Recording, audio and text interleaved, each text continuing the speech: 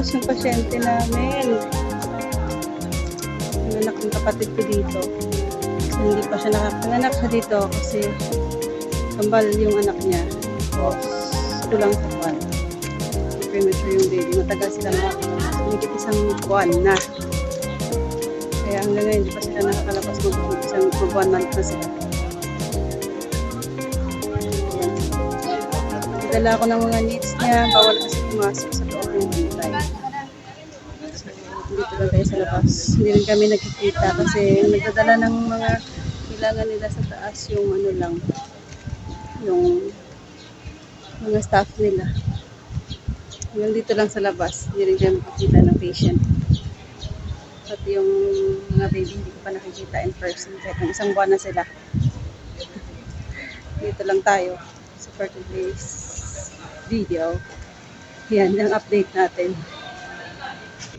At ayan po, papunta tayo sa waiting area. Ayan po pala yung waiting area nila. Ayan po, sobrang daming tao kasi sobrang dami po ng pasyente talaga dito sa hospital na to. Kaya ang sikip-sikip po ng ano kasi bawal talaga yung bantay sa loob. Kaya andyan lang po yung waiting area. Bahala ka na magdiskarte sa higaan kung paano ka makakapagpahinga dyan.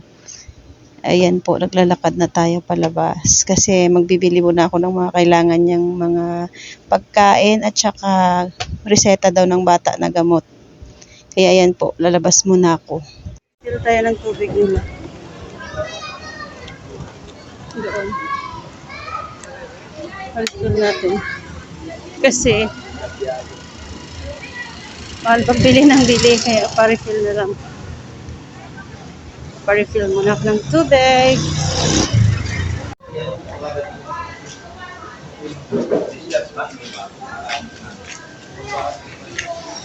Ayan. Pauwi na tayo. Agad na. Init pa naman. Tapos na tayo. Bili na natin at nabigay ko ng kailangan na. Kaya uwi na tayo.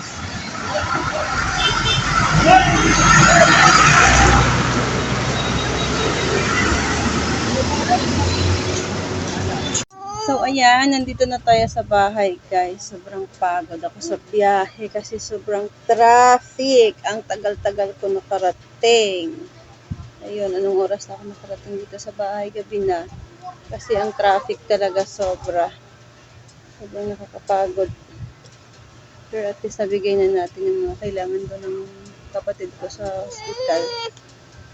Kasi tagal pa yata sila makalabas. Hindi ko alam kung kailan. Hi! Hi! Ay, tikitik.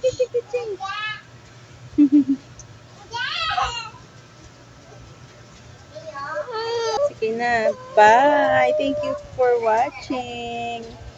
Please like and subscribe. Bye ka na. Bye.